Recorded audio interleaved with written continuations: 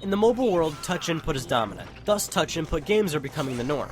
While the PlayStation Vita has full button capability, it's still a device that's more than capable of sheltering full touch-based games. Draw Slasher comes to make its mark on PS Vita. You play Hanzo, a crafty little ninja who is defending his village against, you guessed it, zombie pirate monkeys. You draw where you want to slice on screen and Hanzo does the rest. To run across the screen, you simply tap where you want Hanzo to go.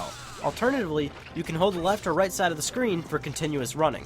You can pinch the screen with 2 fingers to activate ninjutsu, which are basically special attacks to help you out in messy situations. Draw Slasher isn't just mindless swiping though. Certain enemies require certain swipes.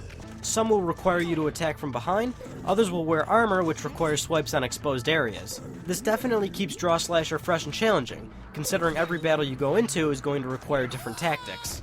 The story is sequential fights over and over, mixed with oddball missions. You'll have an arena of monkeys for one room, and a barrel dodging game the next. Couple this with the enemy varieties, and the whole campaign never feels stale. While this is good, the story faces one major issue, and that's length.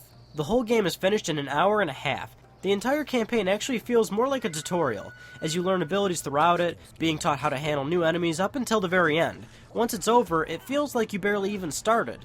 But this isn't the only shortcoming. Touch controls work about 80% of the time. Sure, it's a majority, but that missing 20% is going to irritate you during times of low health. When you're done with the short campaign, you can play arcade mode or play challenges. Arcade mode has 2 games to play, Gatekeeper and Survival. Survival just tasks you with how many zombies you can kill, and Gatekeeper requires you to defend your village, making sure no zombies get in. The real meat of the game here is challenges. If anything, I'd argue the story mode was a tutorial for challenge mode. The challenges will have set arenas with different conditions, surviving with low health, eliminating zombies under a certain time limit, and so on. These are really tough, but considering they require so much precision, the imperfections of touch might hinder this a lot. Draw Slasher does something most mobile games don't.